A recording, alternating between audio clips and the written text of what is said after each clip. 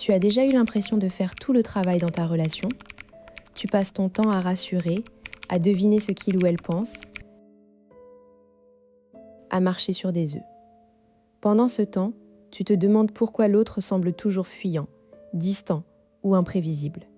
C'est épuisant, et pourtant tu continues à espérer que ça change. Mais devine quoi? Le problème n'est pas l'amour. Le problème, c'est que tu as choisi une personne qui n'est pas sécurisée, et ce n'est pas de ta faute. Tu es sans doute attiré par l'excitation du chaos, mais ce chaos te coûte ta paix intérieure.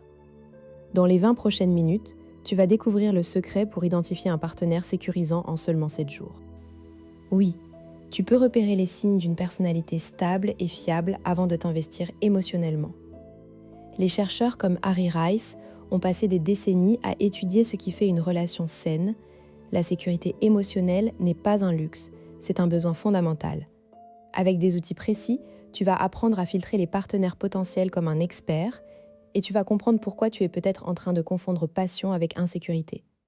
Prépare-toi à changer ta façon de voir les rencontres.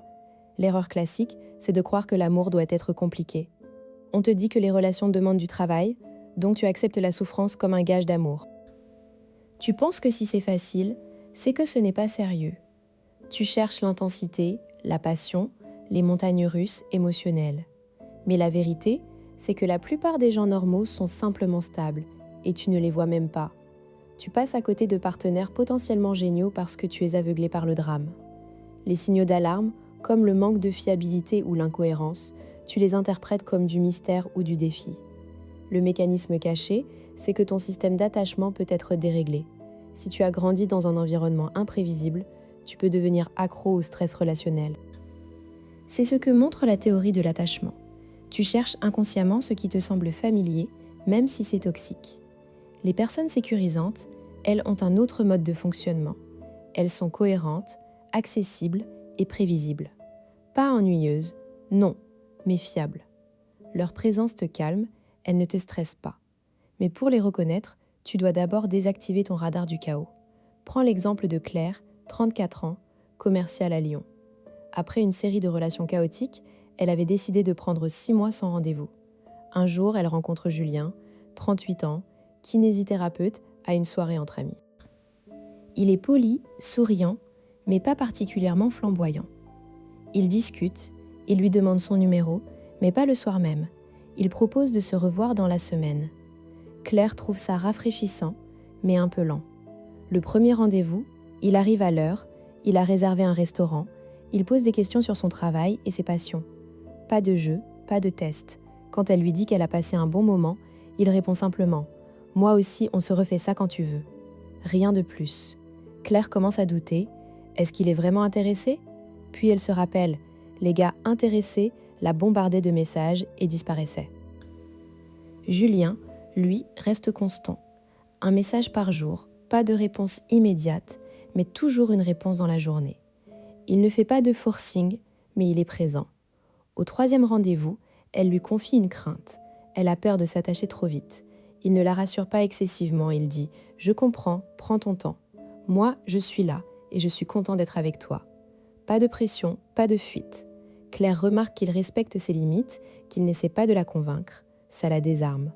Au bout de 2 semaines, elle se sent en sécurité, mais elle a du mal à y croire. Et si tout ça était trop beau? Mais elle applique les techniques qu'on va voir. Elle note les signes. Il tient ses promesses, il communique clairement, il ne se dérobe pas quand elle aborde des sujets sérieux. Elle décide de lui faire confiance. 6 mois plus tard, ils emménagent ensemble. Le changement est radical. Plus d'angoisse, plus de doute. Alors, comment tu peux reconnaître un partenaire sécurisant? Le premier signe, c'est la cohérence entre les paroles et les actes. Si quelqu'un dit « je t'appellerai », il le fait. Le deuxième, c'est la capacité à gérer les conflits sans fuir. Il reste présent même en désaccord. Le troisième, c'est qu'il te laisse de l'espace sans disparaître. Pour vérifier chez tes propres interactions, observe pendant 1 semaine. Note combien de fois la personne tient ses engagements, combien de fois elle te fait attendre sans excuse, comment elle réagit quand tu exprimes un besoin. Le test du vendredi soir fonctionne bien. Propose un rendez-vous le vendredi. Si la personne accepte et vient, c'est bon signe. Si elle annule à la dernière minute ou propose sans fixer de date, méfie-toi. C'est là que tu comprends l'importance de ce diagnostic. Identifier un partenaire sécurisant, c'est te protéger de l'épuisement émotionnel. Les relations stables te permettent de t'épanouir, de te concentrer sur tes projets, sans être constamment en mode réparation. Tu économises des années de thérapie et de larmes. En devenant capable de repérer ces signes, tu changes ta trajectoire de vie. Tu ne tombes plus amoureux de la promesse, mais de la réalité. Et cette réalité, elle est fiable. Maintenant, les 3 techniques concrètes pour filtrer en 7 jours. Technique 1, l'évaluation des micro-promesses. Pendant les premiers échanges, note les petites promesses, je t'envoie le lien. On se voit mercredi, je te rappelle dans la journée. Si la personne les tient, c'est un bon prédicteur de fiabilité. Ne te fie pas aux grandes déclarations, mais aux petits gestes. Le cerveau sécurisé est fiable dans l'ordinaire. Technique 2, le test de la réaction à ton désaccord. Exprime une opinion légèrement différente, par exemple sur un film ou un restaurant. Observe la réaction, la personne sécurisante n'entre pas en compétition, elle écoute et maintient le lien. L'insécurisé va se braquer, minimiser ou chercher à avoir raison. Tu n'as pas besoin d'un conflit, juste d'un désaccord. La phrase clé « Je ne suis pas sûre d'être d'accord, mais j'aimerais comprendre ton point de vue ». Vois comment elle réagit. Technique 3, le test de la demande d'aide. Demande un petit service pas trop exigeant, mais qui implique un engagement. Peux-tu me prêter ton stylo ? Ou tu peux me donner ton avis sur ce texte ? La personne sécurisante répond volontiers, sans agacement ni condition. L'insécurisante va hésiter, exiger quelque chose en retour ou le faire avec une attitude de martyr. Ce test révèle la générosité émotionnelle. Tu vas me dire, mais si la personne est sécurisante, ça veut dire qu'elle n'a pas de défaut ? Non, bien sûr, personne n'est parfait. Mais la différence, c'est que les défauts sont gérables. Elle peut être parfois en retard, mais elle s'excuse et essaie de s'améliorer. Elle peut être stressée, mais elle ne te fait pas porter son stress. Autre objection. Et si je suis moi-même anxieux ou évitant ? Eh bien, un partenaire sécurisant peut t'aider à devenir plus stable, mais d'abord, tu dois apprendre à apprécier la sécurité. Ça peut être inconfortable, parce que ça semble moins intense. Mais l'intensité n'est pas de l'amour, c'est de l'activation nerveuse. Enfin, tu pourrais penser que ces techniques sont manipulatrices.